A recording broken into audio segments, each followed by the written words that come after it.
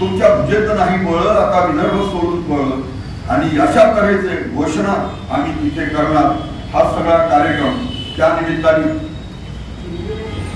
निमित्ताने हा सगळा कार्यक्रम केला जाणार आहे आणि हा लोकसभेच्या निवडणुकीनंतर आणि विधानसभेच्या निवडणुकीच्या पूर्वी या तऱ्हेच्या आंदोलनाची घोषणा विदर्भ राज्य आंदोलन समितीने केली आहे।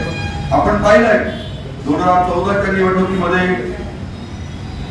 भारतीय जनता पक्षाचे राष्ट्रीय अध्यक्ष गडकरी साहेबांनी लेखी दिलं होतं विदर्भवाल्यांना, आमच्या आधी दिल्लीची सत्ता त्या राज्य करू।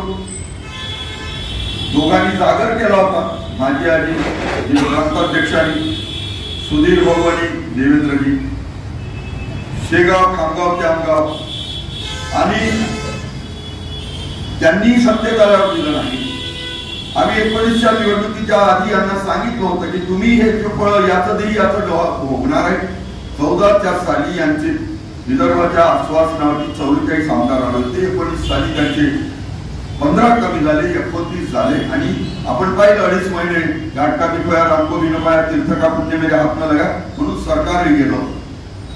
आता यावेळेला आम्ही सांगितलं होतं की याचं देही याचा जबाब तुम्हाला परत भोगावा लागेल, कारण लोकांच्या मनातली चीड, आपण लोक रस्त्यावर येत नाही पण त्यांच्या मनातली आग आहे, धग आहे, मागणी प्रति लायकी आहे आणि म्हणून आपण बघितलं पूर्व विदर्भातून तरी आरोपी निर्दोष सुटला, एकच जागा भाजपची वाचली, 4 माणसाचं पाणीपत झालं आणि शिवसेना उभाठा असेल, शिवसेना शिंदेगड असेल त्यांचा तर हद्दपार केलं पूर्व विदर्भातून। पश्चिम विदर्भातून आरोपी निर्दोष सुटला म्हणून बहुतेक दोघांच्या एक जागा वाचल्या असं हे चित्र आहे आणि त्याच्यामुळे पुढच्या निवडणुकीत त्याआधी जर यांनी केलं नाही, केंद्र सरकारने याप्रती निर्णय केला नाही तर याचे परिणाम त्यांना भोगावे लागतील।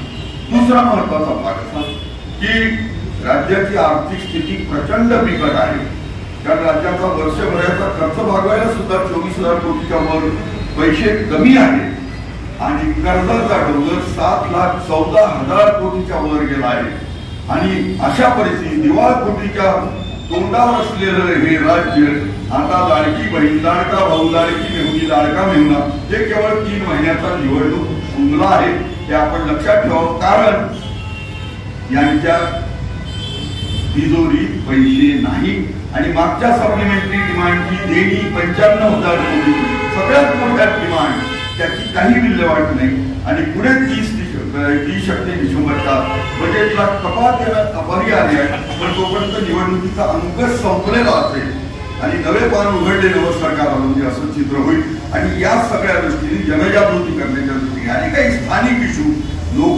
विदर्भातल्या स्थानिकांचा सहभाग वाढावा म्हणून आम्ही 4 रेल्वे मार्गाची मागणी करतो की काही दळणवळणाला आम्हाला आवश्यक आहे। त्यातला एक मार्ग हा संपूर्ण नक्षलवादी झोन मधला आहे, एक स्टेट हायवे त्याचं कॉन्क्रिटीकरण म्हणतो तो याच्यामधला आहे, जो बल्लारपूर आष्टी ते सुरजागड असा रेल्वे मार्ग, आष्टी ते सुरजागडचा स्टेट हायवे कॉन्क्रिटीकरण म्हणतो आम्ही।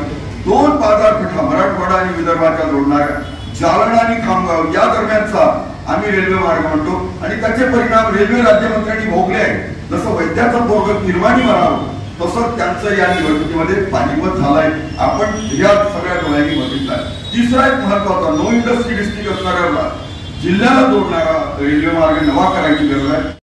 1905 पासून सुरू असलेली ही स्वतंत्र विदर्भ राज्याची 19 वर्षापासूनची मागणी कायम एकाधिक काढण्याच्या दृष्टीने निर्धार केला आणि नुकतीच लोकसभेची निवडणूक झाली।